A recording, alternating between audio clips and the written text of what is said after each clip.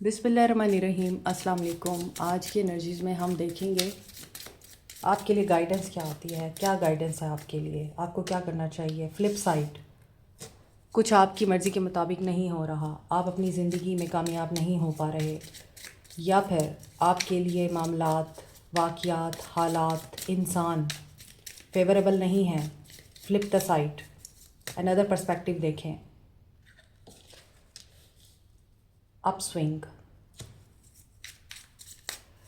जब आपका perspective change होगा आपकी लाइफ भी चेंज होना शुरू हो जाएगी। जो कुछ भी होता है हमारे सबकॉन्शियस में होता है, हमारे कॉन्शियस में नहीं होता। आप कॉन्शियसली अफर्मेशंस कर लें, आप consciously law of attraction apply कर लें, वज़ाइफ कर लें, अल्लाह से दुआ कर लें, लेकिन सबकॉन्शियसली आपके दिमाग में जो चीज़ बैठी हुई है मैनिफेस्ट उसी ने होना है, उसने नहीं होना जो आप ज़बान से अदा कर रहे हैं। तो बहुत ज़रूरी है आपको ये फ़र्क अंडरस्टैंड करना कि जो कुछ भी आप मैनिफेस्ट करते हैं वो सबकॉन्शियसली मैनिफेस्ट करते हैं, कॉन्शियसली मैनिफेस्ट नहीं करते। तो आपने अपने सबकॉन्शियस को रिफ्रेम करना होता है। Pay attention to the key points and key people in things.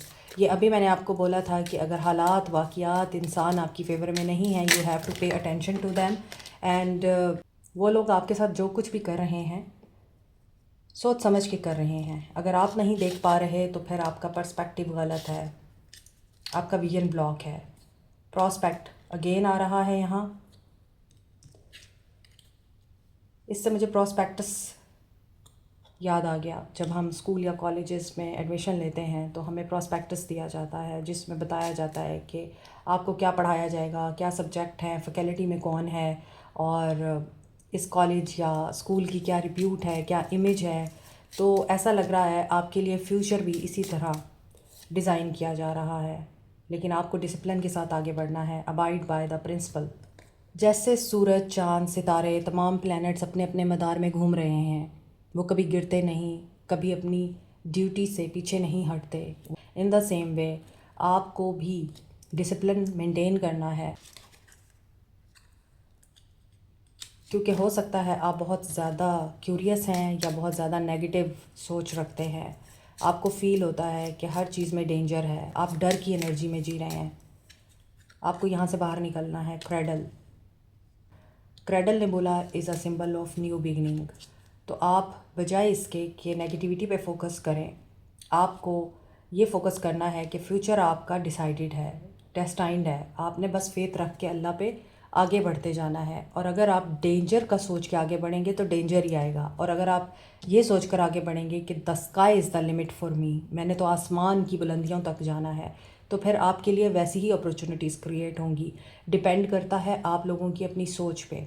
आपकी सोच, आपके अल्फाज काफ़ी हैं आपकी ज़िंदगी को बनाने के लिए और तबाह करने के लिए। ख़ुद को बदलेंगे तो दुनिया भी बदलेगी।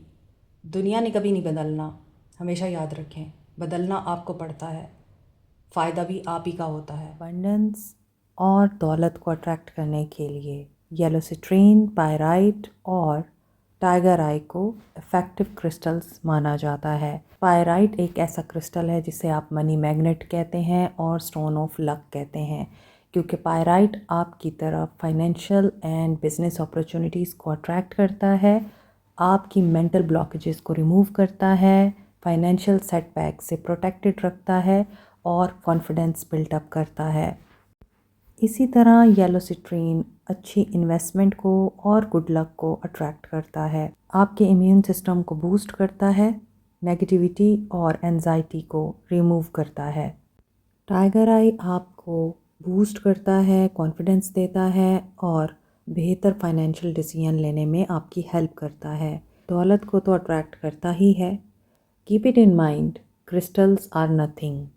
ये सिर्फ like a medicine, like a therapy आप लोगों को हेल्प आउट करते हैं, क्योंकि ये क्रिस्टल्स जिस कॉम्बिनेशन से बनते हैं वो कॉम्बिनेशन ऐसी एनर्जी या वेव्स एमिट करता है जिसकी वजह से आपकी तरफ अट्रैक्ट होती है अबंडेंस, प्रॉस्पेरिटी और गुड लक। डिटेल के लिए व्हाट्सएप करें।